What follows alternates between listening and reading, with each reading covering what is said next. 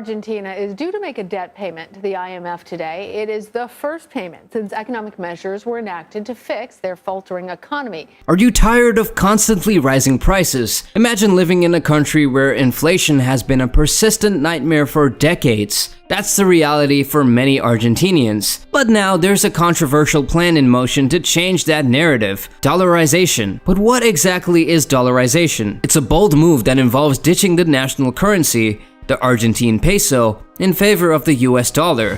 Sounds simple, right? Well, not quite. This plan, backed by influential economists, aims to tackle Argentina's notorious inflation problem head-on. At first glance, dollarization seems like the silver bullet solution. By adopting the stable US dollar, Argentina hopes to stabilize its economy, attract investors, and bid farewell to runaway inflation. But is it really that straightforward? Let's take a step back and understand Argentina's economic woes. Despite occasional spurts of growth, the country has struggled with volatility and inflation. Hyperinflation episodes in the past have eroded trust in the national currency and left citizens disillusioned. So why push for dollarization now? Well, after years of economic turmoil, Argentinians are desperate for change. The promise of a currency tied to the mighty US dollar offers hope for stability and prosperity. But here's the catch: dollarization isn't without its risks. While it might curb inflation, it could also introduce new challenges. Just look at other countries that have embraced dollarization. While it quelled inflation, it's also brought about its own set of issues. Take the cases of Italy, Spain, and Greece. Their transition to the euro, a form of dollarization, initially tamed inflation but came with its own economic struggles. Similarly, Ecuador and El Salvador saw inflation rates align with the US after adopting the dollar. Argentina's past experiences with the currency boards offer glimpses of hope but also cautionary tales. Will dollarization be the magic pill Argentina needs,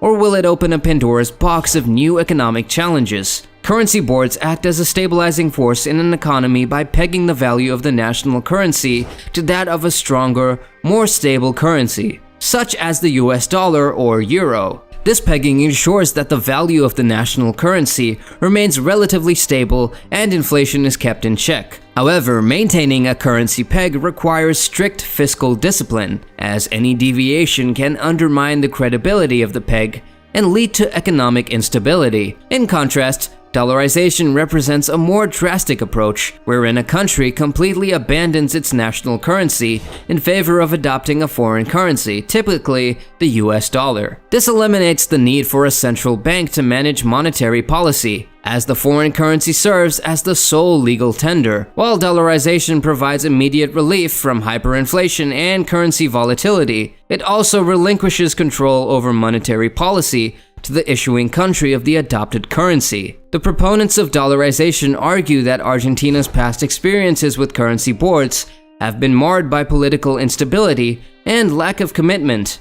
Despite initial success in curbing inflation, Argentina's policymakers have often succumbed to the temptation of printing money to finance government expenditures, leading to renewed bouts of hyperinflation. In their view, dollarization offers a permanent solution by removing the possibility of reverting discretionary monetary policy. Moreover, dollarization is expected to instill confidence among domestic and foreign investors, thereby stimulating economic growth. By anchoring expectations of low inflation and exchange rate stability, dollarization can attract much-needed investment capital and foster greater economic activity. Additionally, the removal of capital controls and other restrictive measures aimed at protecting the value of the national currency can further facilitate trade and investment. However, the effectiveness of the dollarization as a panacea for Argentina's economic woes remains a subject of debate. Critics argue that relinquishing control over monetary policy limits the government's ability to respond to economic shocks and promote long-term growth. Moreover, dollarization does not address underlying structural issues, such as fiscal mismanagement and income inequality, which have plagued Argentina's economy for decades. At first, the impact was indeed significant as more investment poured into these countries,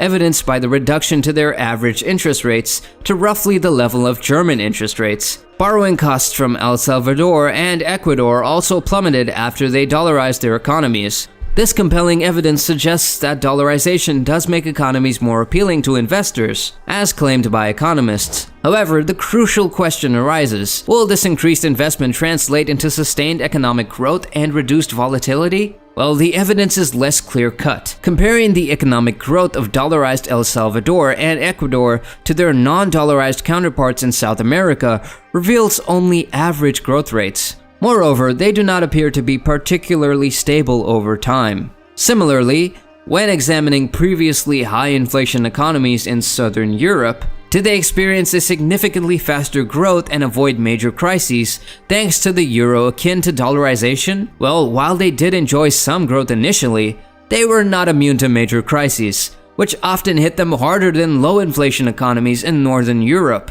A recent study summarizing decades of economic research on dollarization reinforces this uncertainty. On average, dollarized countries display slower and more volatile output growth and lower inflation rates compared to non-dollarized countries. Fully dollarized countries also tend to exhibit slower growth than non-dollarized and partially dollarized economies. While estimates vary widely, the overall trend suggests that while dollarization effectively combats inflation, it may hinder economic growth and exacerbate crises. Remember, no economic policy is a magic solution. It needs to be a part of a bigger plan.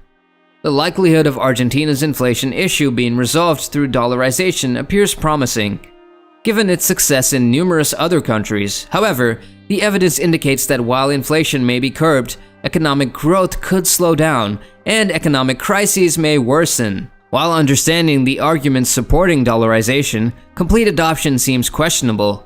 It might be more prudent to consider a currency peg or board, allowing for inflation reduction and investment attraction without relinquishing Argentina's currency sovereignty. Reflecting on the experiences of nations like Greece and Italy, where removing the central bank didn't always result in wise spending decisions, opting for a currency peg or board seems a safer route. The approach offers stability and prosperity without the inherent risks of full-scale dollarization. With ample potential for investment, Argentina could evolve into a stable, modern economy and eventually return to its own stable currency, considering Argentina's geographical advantages and aspirations for progress.